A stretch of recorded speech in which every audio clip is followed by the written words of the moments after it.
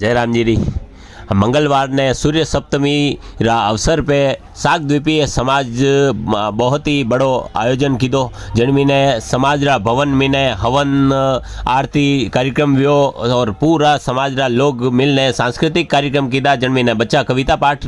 कीधा महिलाओं री chair race भी और सब समाज जन मिलने समाज में फैली लगी कुरीतियों रो विरोध कीधो और आव वाला समय में समाज बंधुआ ने एकजुट व्यवहारो निर्णय लीधो। अणी मौका पे अध्यक्षता कार्यक्रम री ओम प्रकाश जी शर्मा की दी जटे मुख्य अतिथि दामोदर जी शर्मा और अनिल जी शर्मा, सुशील जी शर्मा, यशवंत जी शर्मा सहित बड़ी संख्या में समाज जन उपस्थित था। ओम कपीश्वराय नमः स्वाहा, ओम हनुमते नमः स्वाहा, ओम राम भक्ताय नमः स्वाहा, ओम राम शिवाय नमः स्वाहा, ओम हनुमते नमः स्वाहा, ओम महालक्ष्मी नमः स्वाहा, ओम इष्ट देवताय नमः स्वाहा, ओम